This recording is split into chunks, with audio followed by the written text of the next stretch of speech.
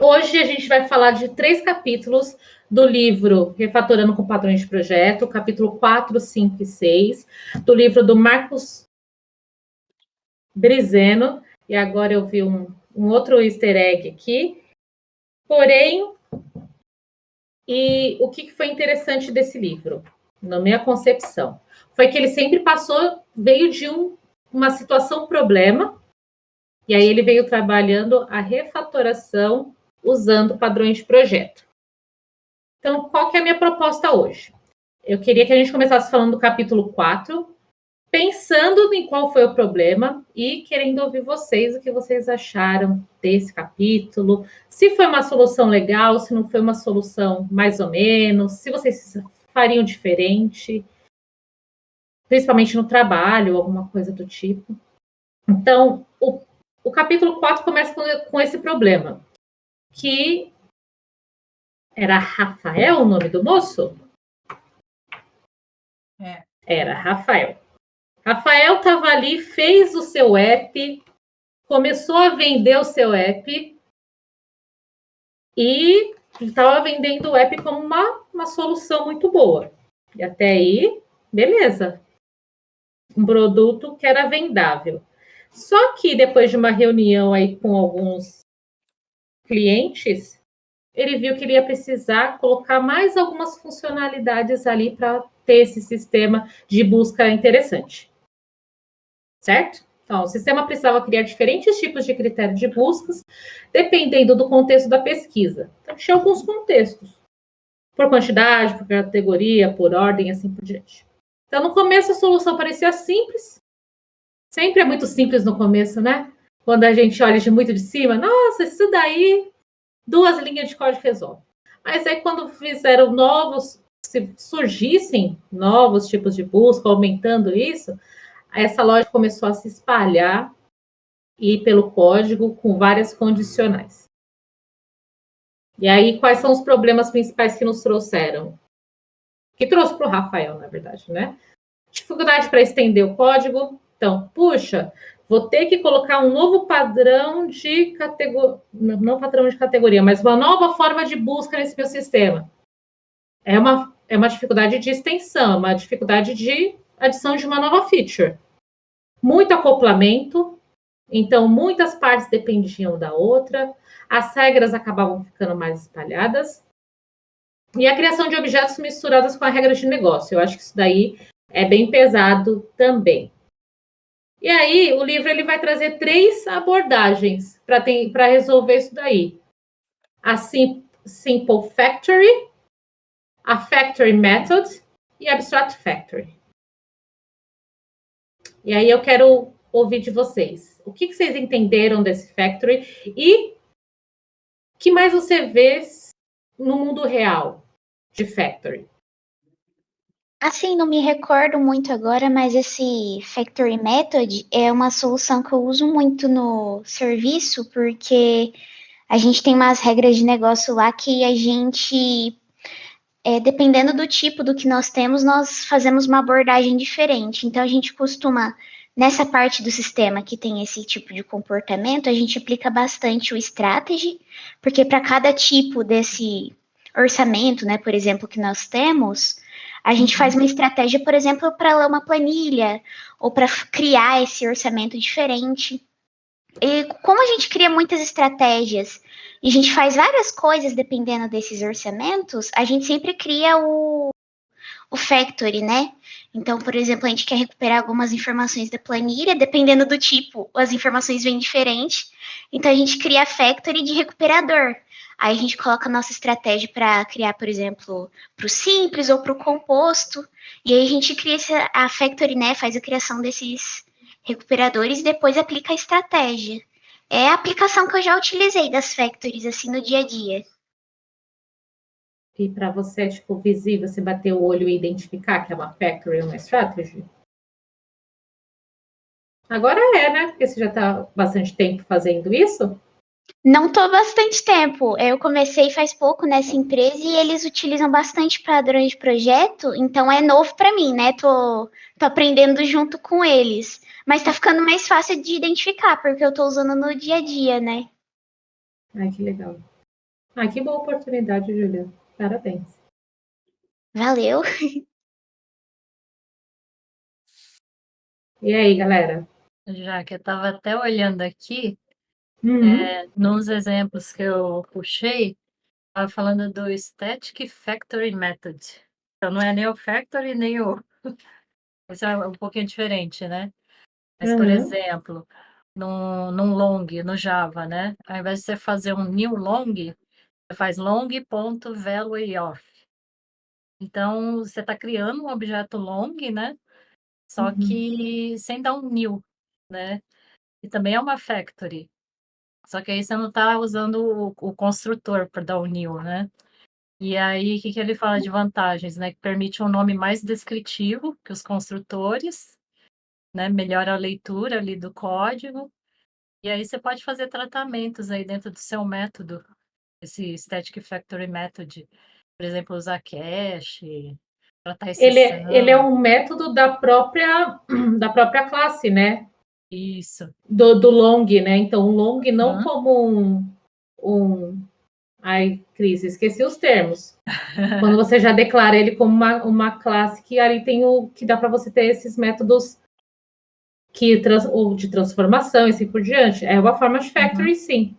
Tipo do Sim, integer também. isso. Então, são essas classes. Não são classes, como é que chamava? Eram os tipos primitivos. Primitivos, wrapper. Ah, wrapper, Isso, exato. tá aí. Boa. Aí ele fala das vantagens aí de usar o Static Factory Method, porque você pode... acaba sendo um construtor, mas você pode incrementar esse construtor, né? Achei Entendi. interessante. Então, e dá mais opções, né? Quando você usa o wrapper ao invés de números dos primitivos. Eu estudei isso, mas quando eu estava vendo também. Eu acho que eu usei isso muito mais em Java do que usando em Kotlin. Que loucura. Não me lembrava disso. É que em Java tem essa diferenciação, né, de primitivo. E no Kotlin você não tem primitivo, tudo é É, objeto, né? Aí exatamente. a gente esquece deles. Já tirou o primitivo. Alguém quer dar mais algum exemplo de alguma coisa que tem visto no mundo real? Usar factory? Eu tenho um É, exemplo que. Ah, perdão, pode pode falar. ir. Não, pode ir, Ah, tranquilo. beleza. Um exemplo que eu vejo no meu trabalho, né? Eu trabalho num sistema médico, então existem prescrições médicas lá, né? E Uhum. existem prescrições, a gente chama de brancas, né? E prescrições de remédio controlado, né? Mas ambos são prescrições, só que com comportamentos diferentes. Então, Uhum. existe um padrão de factor lá para a gente poder criar tipos de prescrições diferentes. Boa. Factory também eu usei bastante em diferentes conexões de bancos de dados, sabe? Já usei bastante em vários sistemas. Eu tinha um padrão de conexão, vamos falar assim, e aí, dependendo do tipo de conexão, eu poderia personalizar. Aí a gente utilizava a Factory. Quem ia falar na sequência?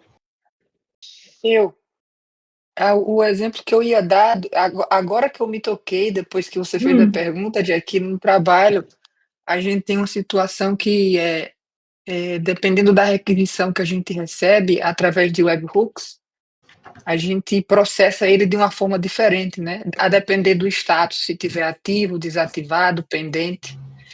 Aí agora que eu me toquei que isso é um exemplo do Simple Factory, né? Porque faz da Factory que cria o webhook, ela não tem nada demais, retorna o mesmo objeto, só está processando de uma forma diferente, né? A gente extraiu a lógica para lá, para não ficar tudo meio que como um espaguete, né? No controller. E aí, no exemplo do livro, o que é interessante a gente sempre notar, gente? Tipo, poxa, você tem um determinado problema. O que pega, o que faz você subir de nível? Você entender quais são os trade-offs. Você estabelecer os trade-offs. Então, tipo, No caso do Factory, você viu um problema que você poderia aplicar o Factory. Você tem que analisar o que vai melhorar com o Factory, mas também qual, naquele lado da balança, o que você vai estar abrindo um pouco de mão. Então, se a gente pensar no Factory, o que ele melhora? Ele melhora a questão da centralização, porque você vai fazer, quando tem aqueles vários ifs, então você vai conseguir centralizar. Você vai, se tiver, no caso de pagamentos, se tiver novas formas de pagamento, para você adicionar uma nova, vai ser muito mais simples. E você também pode falar que você está ganhando em organização. Mas, no outro, até no livro fala, né? O que acontece quando a gente coloca o Factory? Dependendo do qual for, né? Principalmente o Factory Method, e também o Abstract Factory, porque você acaba criando as interfaces e assim por diante, o fluxo não é tão direto, a leitura, a sua leitura, ela não é tão linear. Você vai precisar ficar navegando entre muito mais classes para poder entender qual todo é aquele desenho daquele fluxo. Fora isso, vocês acham que quais seriam os ganhos? E aí é o tipo para vocês refletirem mesmo, né? Nos casos que vocês usaram, vocês conseguem reconhecer, tipo, quais foram os ganhos, ou até mesmo porque alguém pensou em estar colocando aquele padrão de factory ali. Você consegue entender qual que é o ganho e qual que é o que você está abrindo mão quando você está usando factory? O ganho talvez uma coisa, quando você já tem uma classe que já está pronta, aí você não precisa mexer naquela classe, você vai adicionando outras, né? Você não precisa mexer no que já está, vamos supor, funcionando, vamos por assim, você vai adicionando novas e não fica mexendo no que está funcionando, né? Não sei se pode ser uma vantagem. É que nem ele dá uma organização, né? Dá uma centralização. Da onde você vai mexer. E uma desvantagem, não sei se seria uma desvantagem, é se você tiver muitos tipos para criar, aí você vai ficar com um monte de criação de um monte de classe a mais para um contexto, mas eu acho que ainda vale a pena, mesmo que tiver que criar mais. Não sei, pelo menos a gente tentar colocar lá, né, o solid lá, né, do que está feito, já não ficar mexendo, né? É aberto para notificação, fechado, né, para coisas. Então, não sei, assim, uma desvantagem, assim. Eu acho que é isso, é criar mais classes, né? E quando você acha que o factory pode ser um exagero, assim? Talvez se for uma coisa muito pequena, tipo, tem alguns tipos, mas é uma coisa muito pequena, não sei agora dar um exemplo do que pode ser pequeno, talvez não valha a pena criar muitas classes. Se é alguns tipos para criar, mas é muita coisinha, um código muito pequeno que você vai voltar, não sei, talvez não seja interessante, mas eu não sei agora um exemplo prático para dizer o que seria pequeno, né? Talvez o sexo masculino e feminino, tipo, tudo bem que tem algumas outras opções agora, mas não é algo que vai aumentar, que a gente sabe que não vai aumentar, né? Então não tem por que ficar separando tanto, né? Lógico que nada é escrito em pedra, né? Tudo depende, né? Tudo depende. Mas Eu acho que você colocou um ponto interessante, a questão de como que está limitado o seu escopo. Se Eu acho você... uma. Desculpa, Pode já falar, Iago. Imagina, pode falar. É uma estratégia que eu sempre sigo assim, é que ele fala, acho que num dos primeiros capítulos, ele fala do mau cheiro, né, que é o cold smell. Então eu acho assim que o código, ele sempre vai dizer pra gente quando tá na hora de refatorar. Então, meio que nesse caso do masculino e feminino, você vê assim, não precisa, né, mas se tivesse um terceiro ou quarto, e você começa a adicionar e tá adicionando, você vê, poxa, isso aqui tá meio complexo. O código, ele meio que dá essas dicas assim, né? Então você acaba meio que percebendo, talvez seja bom usar o factory, por exemplo.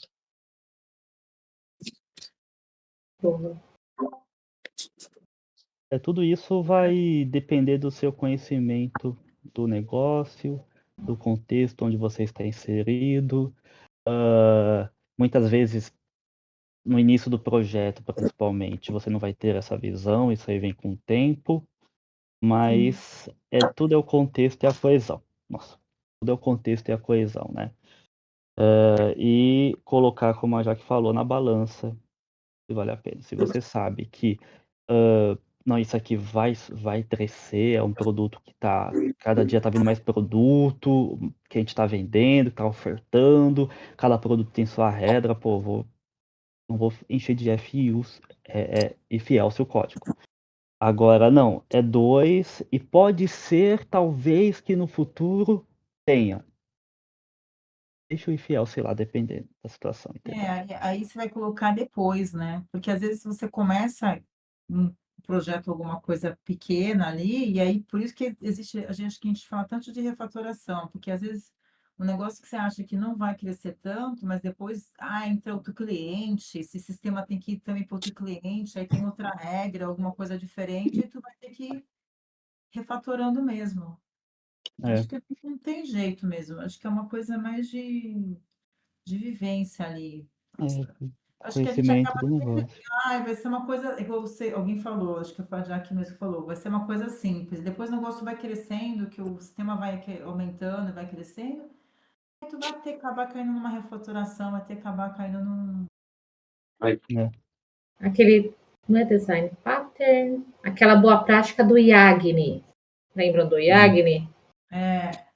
Isso. Que significa você não vai precisar disso, que às vezes a gente começa a abstrair tanto, fala assim, não, vou colocar uma factory aqui porque vai ficar enorme esse sistema, e aí você está lubridiando aqui na sua cabeça. Mas Exato. às vezes você não vai precisar daquilo. Eu lembrei daquela musiquinha. Necessário, somente o necessário. Eu tomei um tapa do Extraordinário. Cloud Code essa semana. Basicamente, ele falando que eu tava abstraindo demais. E uma coisa que eu também sempre penso em método factory, eu lembro, sei lá, na minha cabeça de viajar de maionese, assim, eu fico lembrando da evolução das espécies, né? Como se fosse um mecanismo que produz as variações a partir de um molde comum, né?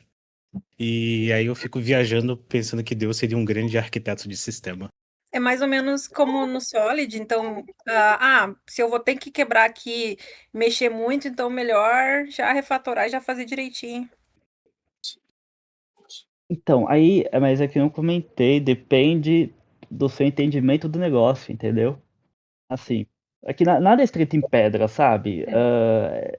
Tudo vai do feeling ali e do momento, do conhecimento, que eu falei, pô, do conhecimento do negócio, do contexto que tá, sabe?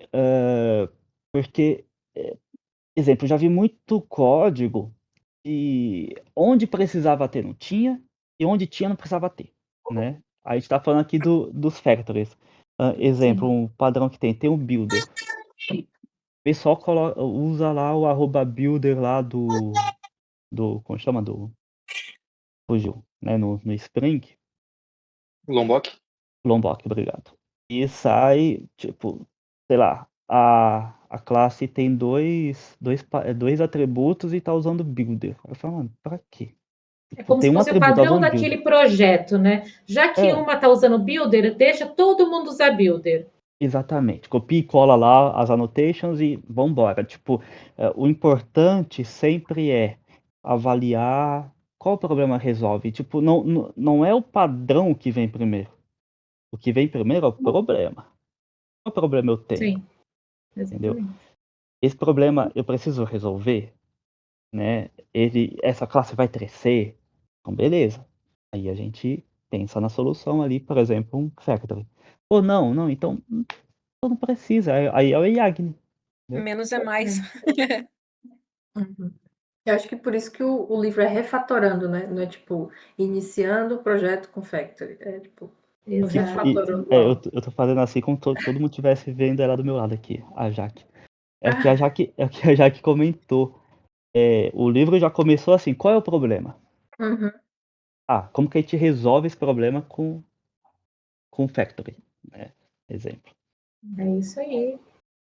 Então, eu acho que o entendimento que a gente tem é que é legal usar? É legal, mas é necessário? E analisem trade-offs, gente. Isso vai evoluir muito a produção de software que vocês têm. Sempre analise trade-off. Nunca nada vai ser 100%. Sempre você vai estar abrindo mão de alguma coisa. Não tem solução, ainda não temos solução perfeita. Bom, capítulo 5, Strategy. E mesma coisa, ele vem a partir de um problema. E, gente, esse problema de login eu tive. E olha, o Strategy salvou bastante. Então, qual que era o problema do capítulo 5? Deixa eu ver o nome do dev, que era. Vocês lembram o nome do dev, do livro? Paula, né? A Paula. A Paula, ela desenvolveu um app, e nesse app ela estava tendo agora diversas formas de autenticação. Na verdade, ela tinha uma, que era o Face Note, e aí tinha suas características já, logou, não logou, deu erro, o acesso foi revogado, deu 403, ou a aplicação está bloqueada, 408, ou assim por diante. E agora ela ia ter também uma outra forma, que era o Zuiter. E aí ele tentava resolver a mesma questão. Os dois vão logar o sistema. Qual que seria... Aí qual que foi a estratégia... Olha que redundante. Mas qual que foi a forma de resolver esse caso aqui? Vamos utilizar um strategy. Então, o problema aqui da Paula, no caso, ela falou, vou ter que fazer esses métodos de autenticação. Então, um padrão de projeto que pode me ajudar nesse caso é a strategy. E aí, nesse caso, né, do login, quais foram os problemas, né? Excesso de ifs, porque no código dela aqui, que é a primeira versão, e eu não sei se vocês viram, o autor, ele tem o repo com os exemplos antes e depois de refatorado. Não sei se vocês chegaram a dar uma olhada no repositório dele. Depois eu coloquei o link lá no grupo, mas eu coloco novamente, porque aí você consegue fazer esse depara. No código aqui do livro, eu tenho vários if-elses, exatamente para poder lidar com os tipos de respostas que tem em cada método de login. Outra coisa que eu falei para vocês, dificuldade de manutenção. E risco de você ter falado assim, o processo de login, ele tem esses 5 steps. Qual que é a probabilidade de quando você vai colocar esses outros métodos de login e você esquecer desses steps? Ou ser um outro dev que foi implementar e esquecer esses steps? Então, por que é importante a gente tentar centralizar de alguma maneira essas regras? Então, com o strategy, né? Vem aí as questões. Será que em que cenários, nesse cenário aqui, para mim, foi bem interessante casar o strategy no cenário da Paula. Porque ela tinha ali 2 casos, eles eram muito parecidos, mas em que cenários, e aí, bora refletir. Ele acaba sendo exagero, sabe? Onde, tipo, tudo bem, vou assumir o custo aí de um if-else. E até que ponto isso compensa extrair, sabe? E é aquela, né? Consigo cometer overengineering com strategy? Cometer o crime de overengineering? Todo mundo sabe o que é overengineering? Quando você usa um recurso, né? Muito recurso, uma coisa que é muito pequena, né? Isso, Matar uma mosca com uma bomba atômica. Isso. Quantas vezes a gente não fez overengineering? Nossa, vou resolver isso daqui com... Não estou julgando o front. Vou colocar aqui o React, vou colocar os hooks, user effect, mas você poderia fazer um HTML simples e resolver aquela situação. Quem nunca? Quem nunca? Quando alguma coisa vira overengineering? E como que eu consigo ter essa sensibilidade, né, com o strategy, a questão do overengineering? Bom, eu acredito que esse ponto ali, como tá ali, né? Poxa, só tem 2 casos, não vai aumentar. Ou então, a lógica entre a complexidade entre os casos são pequenas, né? Ou talvez não tão diferentes, mas mínimas, onde um if e else ali, olhando no código, você já mata, já muda parâmetros mínimos, né? O código não é tão grande assim, eu imagino que não necessite. Agora, onde o código fica gigantesco, você não consegue ler. Eu resumo isso que é sempre a gente tenta diminuir a complexidade, né? Onde está a complexidade maior? Vários if else's, o código muito complicado de se ler. Será que talvez, em vez de um strategy, eu apenas separar em métodos, em 2 métodos já não resolveria para mim? Ou então, ou não, né? Algo que realmente vai crescer, aí entra aquela questão do open closed, né? Que já foi falado aqui. Aí eu vou para uma strategy, né? Então, o que fica menos complexo, né? Eu acho que essa é a pergunta que a gente precisa, uma das perguntas, pelo menos, que a gente precisa resolver, né? Porque eu já vi gente falando assim, ai, eu tenho que navegar em um monte de classe e tal. Pô, tudo bem, né? Precisa navegar um monte de classe quando você tem outras classes. Mas aquele código que estava cheio de if e else, assim, que você se perde, não é mais complexo nesse caso? Eu acho que sim. Né? Aquele arquivo tão grande, né? Exato. 500, 600 linhas. Exato. Eu já usei bastante strategy, né? O último trabalho que eu fiz, que foi uma refatoração grande, era um sistema de checkout, é um sistema de checkout, onde dependendo ali do canal de venda, dependendo se vem de um parceiro, se vem da loja, se tem cupom, se não tem cupom, era tudo dentro ali de um if else. Nossa. E a gente, muitas vezes, documentação é desatualizada e a gente lê código, né? A gente é desenvolvedor. Então, muitas vezes, a gente entende o código, a regra de negócio, pelo código. Então, quem é novo chegar e falar assim, então quer dizer que uma venda por parceiro pode ter uma promoção e pode ter um voucher? Não, na verdade não podia. Mas o código dava a entender que poderia ter, mas nunca ocorria. Aí depois, aí foi colocado strategy, foi separado tudo. Aí depois disso, aí quem lê, aí já consegue entender. Pô, não, aí o código fica bem mais coeso, né? Aí a gente volta à coesão, né? Não, quem vem de parceiro não tem promoção, porque a parceria já é uma promoção em si. Entendeu? Então não tem esse link promocional, por exemplo. E não tem um voucher, porque voucher é outra situação. Aí tem a situação do parceiro. Então era que é uma gratuito. falha aí no sistema, né?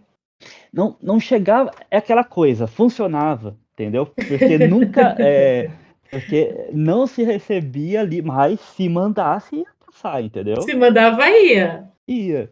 Então, é tudo, eu falo bastante assim, que é o quê? Pô, tá coeso, né? Existe uma coesão, porque acho que tudo vem para isso, né? Tudo, a gente tenta ficar coeso, só que para ficar coeso tem que entender o negócio. Voltou para o negócio, né, gente? É. O quanto vocês já aceitaram isso, que vocês precisam entender do negócio para escrever bom software? Ainda dói isso? Pra mim não dói mais, não.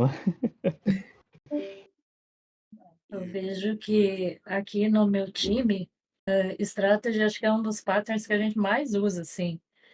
E normalmente você começa com uma feature pequenininha, o if else, aí quando chega o terceiro caso, a gente vai falar, ó, acho que cabe um strategy aqui. E a gente mexe com formas de pagamento, né? Então, cartão de crédito, Pix, dinheiro, débito em conta, né? Então faz muito sentido, assim, usar strategy pra gente. Gosto bastante dele. E mata os ifs. Eu fiquei com uma dúvida nesse caso, uma coisa que eu não entendi, por exemplo, qual a diferença do strategy para o factory method, né? Porque nesse caso aí, nesse exemplo do livro, o strategy é como se ele fosse uma fábrica com o mesmo produto, mas um pouco customizado, né? Que, por exemplo, é um login via o FaceNote e outro pelo Twitter. Aí, no caso, o produto é um usuário autenticado. mas sendo que ele é autenticado de uma formazinha meio diferente, né? Dependendo da classe. Aí no caso, por que isso é um strategy e não factory method? Foi o que eu não consegui entender, por exemplo. Pensa o seguinte, eu tenho um controller e esse controller vai para o sistema de login. E aí, esse login, dependendo, vamos aí dizer, de um parâmetro, ele vai utilizar ou o FaceNote ou o Zulter. Então, ele é uma estratégia para efetuar aquele fluxo do login. Eu não estou criando um novo objeto, porque a intenção do factory é criar objetos. E aqui eu não estou criando um novo objeto. Na verdade, eu estou efetuando esse login através de uma estratégia, porque eu tenho formas de fazer login ali. Porque eu acho que ele diz aí em cima dessa imagem que o strategy é um padrão de comportamento, né? Isso. E o factory é um padrão para criar objetos. Para criar E ali objeto, e o factory ali no site de compras, ele filtrava os objetos por tipo, pelo padrão pela escolha que eu queria fazer o filtro para ver quais objetos que caberiam dentro daquele filtro. E aqui no Strategy, eu estou tentando. É o mesmo login, mas dependendo de algum parâmetro, eu vou me comportar fazendo pela uma rota A ou fazendo pela uma rota B. Entendi. Massa. Vocês querem Faz complementar sentido. algo, gente? Faz sentido? Estão na escuta aí? Alô, alô? Sim. Ah, tá. Boa noite. Boa noite. É a primeira vez participando aqui também. Seja bem-vindo. Valeu. Assim, pelo que eu entendo entre o Factory e o Strategy, imagina assim, que é como a Jaque falou ali, né? O Factory você vai criar objetos. Então imagina que você tem um fluxo de notificação ali para um cliente. Então você pode notificar por, sei lá, WhatsApp, Telegram, e-mail, SMS, notificação push. E no lugar onde você vai escolher a maneira com que você vai notificar de acordo com o objeto que você tem, você pode colocar uma strategy ali para bifurcar o tipo de ação que você vai ter, sem ter que fazer um if, else, ad eterno. E a factory, ela poderia ser usada antes para você buildar qual tipo de objeto que você vai mandar para aquele cliente. Então é mais ou menos nesse contexto. Um constrói e o outro escolhe qual ação que você vai fazer ali e bifurca de acordo com a regra de negócio. É isso aí. Inclusive o Nossa, strategy, ótimo exemplo. inclusive o strategy, ele nem precisa ter um retorno, né, necessário. Ele é mais a questão, é que nem falou, a questão da ação. Eu tava olhando o exemplo aqui, que eu tava até confuso, tava vendo aqui o exemplo do livro, mas aí o exemplo que eu tava vendo era do strategy, como se fosse o factory. Eu falei, nossa, mas tá confuso isso aqui, não. Aí não, é que o login é o strategy, né? Eu tava olhando como se fosse o factory, eu falei, nossa, não tô entendendo. Mas é isso aí. O factory é construir objeto, né? É isso. Por isso que quando a gente estava falando ali do factory, os exemplos de formas de acessar o banco de dados, porque eu construo as informações para acessar o banco, então eu estou construindo um objeto para isso. Agora, no strategy do login, porque eu utilizei um comportamento ou um caminho. Eu usei o caminho A ou o caminho B, de acordo com alguma informação que eu precisava de login. Uma ação que é feita de fato, né? Ou seja, é feito um login, ou seja, fazer um checkout, ou seja, fazer uma venda, ou aplicar uma promoção, por exemplo, dependendo, formas de aplicar uma promoção, dar um desconto. Sempre uma ação de negócio, né, o strategy. Eu tava... E eu acho que é uma pergunta interessante, porque assim, acho que é legal, principalmente para quem está começando, estudando aí padrões de projeto, né? Depois vai estudar, talvez esteja estudando já arquitetura. Tudo isso é tudo parecido um com o outro, né? Tudo você vai ver interface, né? Muitas vezes, quando for o caso, vai ver herança, polimorfismo. Aí o que vai diferenciar? Nossa, qual que é a diferença aqui entre um e outro? É o objetivo, entendeu? Mas vão ser bem parecidos mesmo, sabe? A estrutura faz sentido. Josi, você ia falar? Eu tava com uma questão, assim, né, que eu precisava. Por exemplo, eu tinha um formulário e ali eu recebia um objeto ali na minha request e eu precisava validar o campos obrigatórios que precisavam ter naquele formulário, só que isso variava conforme um determinado campo, eu tinha campos obrigatórios. Só que o objeto era o mesmo. Legal. E aí eu estava num dia, antes de começar até estudar aqui, estudar o livro, eu joguei lá na IA e falei, eu preciso validar isso aqui, me deu um padrão de projeto aqui que dê para usar. E como que eu vou construir isso? E ele jogou justamente o strategy, porque aí ele colocou por aquele campo, eu dei quais eram as opções que poderiam vir naquele campo e quais campos obrigatórios de acordo com aquela opção. E foi justamente o strategy, porque ele validava, fez umas 5 validações. E aí tinha ali uma lista, né? Tipo uma lista de validações, que ele ia usar cada uma conforme conforme o campo, conforme o motivo, aí ele validava quais campos eram obrigatórios. Eu não cheguei a implementar isso ainda, mas eu vou fazer depois. E eu não tava nem. Não tinha começado, não tinha visto nada de padrão de projeto. Eu falei, mas eu sei que tem algum que dá pra fazer. Porque É um problema conhecido, né, Josi? eu falei, não, tem algum que dá pra usar isso aqui, pra fazer isso aqui, porque tá muito ruim esse negócio. Porque aí o que acontecia? A gente fazia um fluxo muito grande, aí só lá no final, quando eu ia integrar numa API, falava, tá faltando esse campo aqui, para esse motivo você tem que mandar esse campo. E aí, tipo, tinha que voltar todo o fluxo para dar a resposta, não deu um bad request aqui. Sendo que eu poderia validá-lo já no começo, sabe? Aí foi o. Eu não lembro quem que tava falando. Acho que foi o Iago, né? Que é muito parecido o Factory com o Strategy. No começo eu achei muito parecido também. Mas aí quando você vai pensando para que você vai usar, aí você consegue diferenciar mais. Você consegue diferenciar mais, né, a utilização. Tipo, o Factory, eu tava pensando em como que eu vou usar. Aí eu pensei no criar ali tipo uma request para integração desse objeto que eu tava fazendo. Dependendo de que tipo de integração eu estava fazendo, eu precisava criar requests diferentes. Aí eu já usava o Factory para isso, né? Para montar request. Porque era parecido, mas tinha uma coisa ou outra ali diferente. Construir objeto, né? É que nem o Bruno falou. Essa é a questão, né? Qual que é o seu objetivo com ali? Porque eles são realmente muito parecidos. Talvez, eu não sei, na primeira leitura, assim, dos exemplos que ele dava no livro, eu ficava meio confusa com o que estava querendo fazer.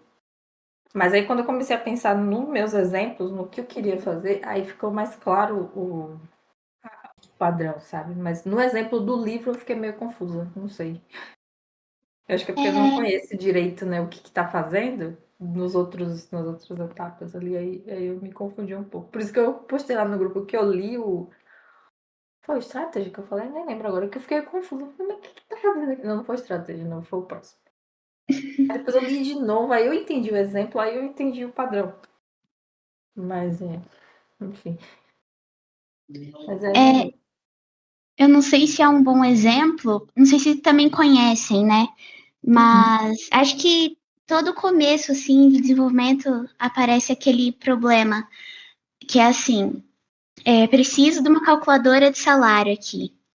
Se o funcionário da minha empresa é desenvolvedor e ganha acima de 5 mil, eu vou descontar 10%. Se é acima ou igual a 5 mil, eu desconto 10%. Se é abaixo de 5 mil, eu desconto 15%. Se for testador, eu vou acima de 2 mil, desconto X, abaixo, desconto Y. Eu acho que era uma boa situação, problema para utilizar o Strategy, né? Porque você vai ter seus funcionários ali e dependendo dos cargos deles, você vai ter uma estratégia para calcular o desconto, dependendo dos cargos e do valor do salário base, né? Também. Se é acima de X ou abaixo de Y. Aí, nesse tipo de situação, problema sempre costuma implementar as estratégias, né? Então, é aquele 10 ou 20%, 15 ou 25%, que aí ele faz esse cálculo, né? Então, quando você tem ali o seu funcionário, você pega e passa, né, para, por exemplo, uma classe abstrata, algo que vai direcionar, né, qual a estratégia ali para a calculadora, por exemplo. Aí ela faz, né, vai analisando ali o cargo e o salário para poder mandar para a calculadora correta. Não sei se é um bom exemplo. Dando meu palpite aqui, pessoal, eu acho que esse é um exemplo bom, sim, se for, por exemplo, um sistema de terceiro, onde a calculadora ela é um sistema apartado e ela vai receber ali qual que é o tipo de funcionário e tudo mais, e ela vai fazer o cálculo. Se for um sistema próprio, de repente você resolve tudo isso com herança. Você vai ter a classe funcionário e todos os outros tipos de funcionários ali vão herdar dessa classe, aí você tem questão de comportamentos diversificados para cada um, né? E aí o cálculo do imposto ou da taxa estaria numa função ali que ela usaria herança, sobrescreveria em cada um dos comportamentos a quantidade que ela vai calcular. Então, por exemplo, você chamou ali o encarregado, ponto, calcular imposto. Aí você passa o salário dele e o próprio sistema já vai saber como calcular. Se é um terceiro, aí seria lá, né? Terceiro ponto, calcular imposto, passando o salário ou pegando ali já dentro do sistema e ela já fazia o cálculo interno também. Então eu vejo que tem essas duas abordagens ali que daria para fazer. Acho que nesse caso eu só não utilizaria herança, assim, pensando no conceito de herança mesmo, porque se, por exemplo, no futuro eu tiver um funcionário que é PJ, por exemplo, e eu não desconto o salário dele é o salário dele. E aí eu for forçada a implementar, né, algum Para método de retornar desconto nulo, ali, né? exato, ou Aí retornar o quebra. próprio salário, exato. Aí é melhor usar composição, né, que eles costumam falar. Não, sim. Mas é boa, gostei. E eu acho que agora a gente vai para o nosso último, que é o Template Method. E aí eu quero ouvir depois da Josi qual que foi, porque a Josi tinha escrito lá no grupo, né? Que ela tinha relido esse capítulo, que deu umas bugadinhas aí, e aí eu quero que ela conta pra gente o que aconteceu. Mas no Template Method, aí aqui, deixa eu lembrar quem que foi a Dev que fez isso, ou o Dev, vocês lembram o nome? Débora. Ela precisava fazer um worker, e o problema era que... E aí ele até define, né, o que é um worker, né? Um worker é quando eu tenho algumas tarefas paralelas aí do sistema principal que precisam ser feitos. E o que acontecia quando ela precisava criar esses workers? Algumas coisas, elas acabavam repetindo. Então, se a gente fizesse uma estrutura do algoritmo, vamos falar assim, ele tinha ali as suas fases. Vamos supor assim, primeiro inicia, aí processa e constrói o log. Vamos pensar aí que eram três passos. E aí, quando ela fez o primeiro worker, ela fez lá, né? Início, processamento, o log. Aí ela fez o worker número 2, ela viu que o que diferenciava entre um e o outro era a parte do processa. Então, ele tinha uma estrutura meio que padronizada. Eu precisava seguir essas regras, né? De início, processamento e gerar logs, vamos falar assim. E aí, nesse conceito, ela falou, poxa vida, né? Eu posso utilizar esse template method, posso utilizar o template method como solução aqui, porque toda vez que eu precisar estabelecer um novo worker, eu já vou ter a minha estrutura fixada. Eu consigo estabelecer um moldezinho para aquele, no caso, a Débora precisou estabelecer para aqueles workers. Aí até na página 72, ele coloca, né? Então, um template. Ele tem o passo 1, passo 2, passo 3. Passo 1, comportamento comum. Passo 2, comportamento abstrato, porque aí vai depender do tipo de worker. E o passo 3, um comportamento específico. E aí, qual que era o problema desse capítulo, né? Ele tinha esses algoritmos muito parecidos entre si, pequenas diferenças, e acabava causando duplicação de código, dificultando a parte de manutenção. Os problemas começaram a aparecer quando alterações precisam ser repetidas. Aí vem, tipo, que nem eu acho que o Iago falou. Eu acho que foi o Iago, não sei se eu estou errada.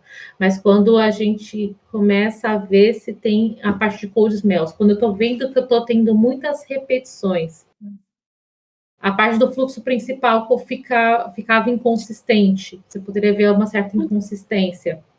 Ou as implementações acabavam, pode começar a divergir.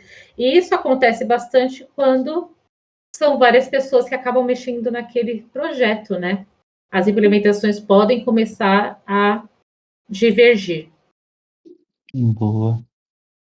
E aí, o que melhora a gente utilizando na mesma ideia? O que sempre pense nos trade-offs, sempre pense no que melhora ou o que pode piorar, vamos falar assim. Então, o que melhora quando a gente usa um template método? Afinal, a gente já está utilizando aquele moldezinho. A gente consegue priorizar a reutilização de código. A gente reduz a parte de duplicação. A gente acaba padronizando aquele algoritmo. Eu posso considerar também que eu estou tendo uma extensão controlada, né? Se eu preciso de um novo algoritmo, eu consigo estender ele controladamente. Quais os problemas que isso podem me trazer? Eu posso ter maior acoplamento, posso ter hierarquias difíceis de manter e menor flexibilidade. Se a gente está falando de um template, a gente perde flexibilidade. Mas é quanto de flexibilidade eu preciso nesse meu problema aqui?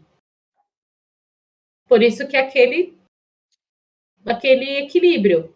O template método vai me ajudar nesse problema? No caso dela dos workers, era interessante, mas também não é uma solução para tudo. E aí, para finalizar, eu acho que a gente pode aí concretizar aí numa reflexão final, né?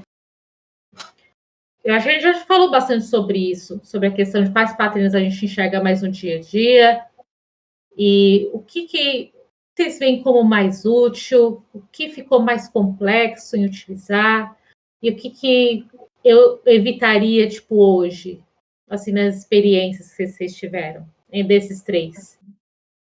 Fora o template método que eu vi que tem vários fãs. Várias. Não, eu fiquei fã, mas ainda não usei, né? Mas eu acho que ele colocou esses 3. Eu fiquei com a impressão de que são métodos mais usáveis. Porque eu fui pegar aquele outro livro do Gengelfort, né? Que ele fala. Uhum. Você vai nos padrões de construção, esqueci o termo agora, tem vários lá. E ele só falou do factory. No de comportamento, tem vários. Ele só trouxe o strategy aqui e o template method, eu nem sei se está no de comportamento. Então, eu tenho a impressão que esses são padrões, eu não sei, porque eu tipo assim... No começo do livro, ele coloca, Josi, que a gente vai tratar de 9 padrões. E a intenção não é que cubra, porque são 23 no total, né? A intenção não é cobrir esses 23. E no começo dessa sessão, a intenção são os padrões mais comuns. E o template método, assim como o strategy, eles são padrões de comportamento. Template também. O que eu senti nesse livro realmente é que ele fala muito mais sobre design do que patterns, né? Vocês tiveram essa percepção? Porque a gente sempre estabelece a partir de uma situação problema e vê se realmente aquele pattern ele casa ali, entendeu? A gente está aprendendo os patterns? Está. Mas é sempre mais uma questão, como que a gente consegue refatorar melhor? A gente faz a extração desse método, a gente faz a extração dessa classe, faz essa separação. Então, a gente está trabalhando muito mais numa visão mais macro, uma questão de design mesmo. Não é só sobre os patterns, não é só entender o que é Factory, Strategy ou Template Method, mas entender que a gente está tentando melhorar o próprio design daquele sistema.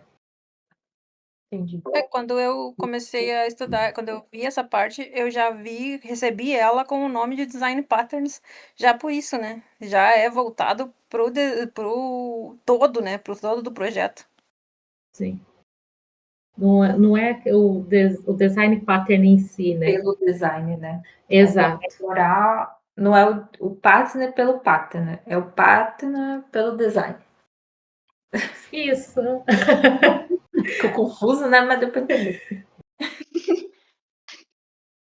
Eu acho que ele veio logo com os 3 primeiros que são pedrada, né? Tipo, que a gente mais usa no dia a dia, que a gente tem muitas variações, né? De tudo. Então é muito mais fácil a gente utilizar esses, por exemplo, criar fábricas de coisas diferentes, implementar estratégias diferentes.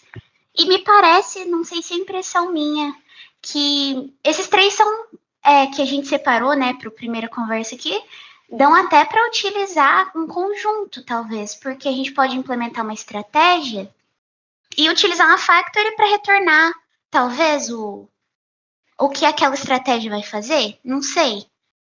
Mas é isso. A gente pode ficou os melhores. Pode aí tentar imaginar qual o problema que você poderia combinar esses dois. Mas, além disso, pensar que não está rolando um over-engineering. É verdade, perfeito. Tem que tomar cuidado com isso. Acho que daria para combinar naquele exemplo que eu passei, será que não? Você tem uma strategy ali para gerenciar como vai notificar o cliente, porém a mensagem que você vai mandar em cada contexto ela é diferente. Então, se você escolhe o e-mail, você vai escolher ali, você vai ter uma factory para criar uma landing page. Se é uma mensagem de WhatsApp, a sua factory vai criar uma mensagem ali, de repente ativando um bot, entendeu? Se é uma push notification, ela vai montar a mensagem ali de uma outra forma, mais reduzida, mais direta e tudo mais. Eu acho que poderia casar os dois, sim. A gente pode escrever esse caso de uso aí e tentar implementar. Acho uma boa. Show. Né? Bacana. Eu acho que o Factory ele acaba casando com todos, porque ele, tipo, ele é a construção de objeto. E tudo que a gente faz é construir um objeto, no fim, né, das contas. Você faz quase tudo, né? Aí você fala, é porque é orientado a objeto, né? No final você gera um objeto de alguma coisa, assim. Então ele dá para casar com várias coisas. Pessoal, primeiro eu gostaria de agradecer por hoje. Acho que a nossa conversa foi muito rica, de verdade. Então, muito obrigada pela presença de todo mundo.